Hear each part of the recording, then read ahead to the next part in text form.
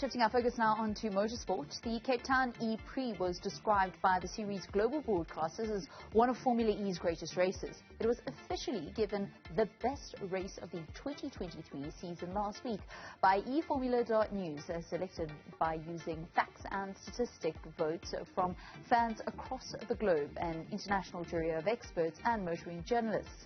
E-Movement Chairman Iain Banner joins me now to discuss this. A very good evening and welcome to Newzroom Afrika once again. So we know that it was a successful event in terms of the economy, a 1.1 billion rand economic boost for the mother city. To get the fans' thumbs up, what does that mean for Cape Town? Aidan, thank you. It's interesting, when I first met the co-founder of Formula E, Alberto Longo, in February of 2020 to talk about our objective of getting the race to Cape Town, I very boldly said to him, I promise you we're going to give you a top 3 race on your global calendar. Bear in mind we're up against cities like Monaco, London, Rome, Berlin, iconic venues that have hosted, in some instances, all 9 seasons of Formula E.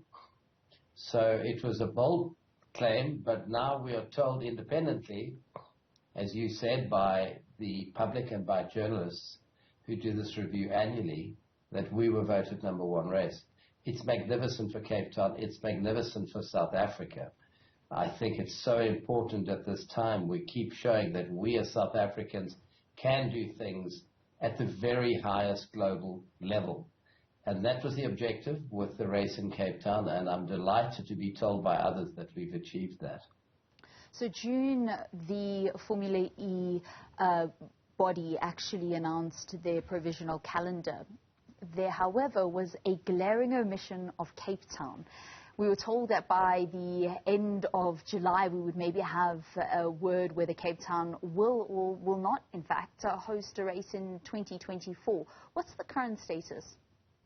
So it's standard practice that in March a provisional program is announced, and we didn't have all of our funding together at that time. And just like last year, it is a TBC, you will see on the calendar, 24 February. That is Cape Town's to be confirmed date. Same date as last year, effectively, 1 day apart. The official program is announced in November, late October. So we're working very hard at the moment to cross the T's and dot the I's with the objective of securing the race. We have a contract for it, but it requires very significant investment and guarantees.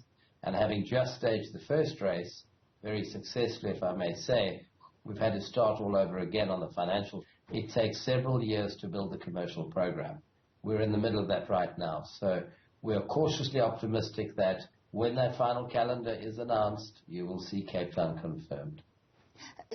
Do you feel that there is enough of an appetite for Formula E to come back? Because certainly the fans would like to have it back. According to the organizers, they'd like to come back. A lot of the drivers that I personally spoke to had wonderful things to say about Cape Town and being on a track which was incredibly fast. It got the best out of the Gen 3 cars. We saw a historic fastest lap.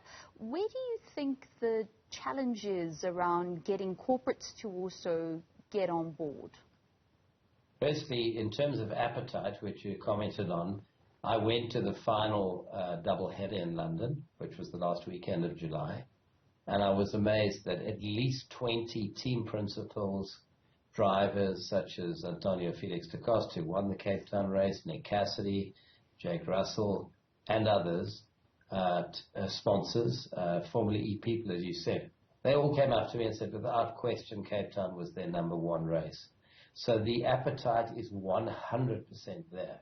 But Formula E is a commercial business, and they obviously need to make sure that independently promoted races, they have some that they promote themselves, but ours is an independently promoted race, can wash its face and grow in the future, and that's the objective.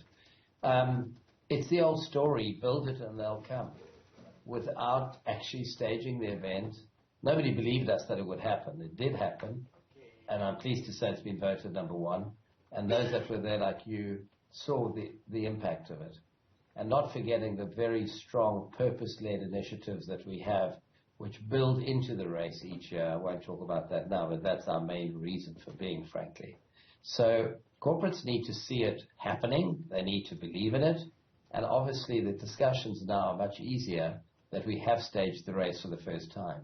But I expect it'll take us years 1, 2, and 3 to finally build out completely the commercial program, Valen. And to those corporates out there who might be listening in, we're ready to do business. We've got a magnificent property that is a whole lot more than a race. The race celebrates sustainability and carbon net zero, as the listeners know or the viewers know. But our Africa's Green Economy Summit connects global capital with African green economy. Absolutely fantastic. I'm going to have to cut you short there, Iain, because we've actually run out of time. E-Movement Chairman Iain Banner, thank you so much for chatting to us here on Newzroom Afrika. And Kathy and Tembakile, that's how we come to the end of your sport on this Thursday evening.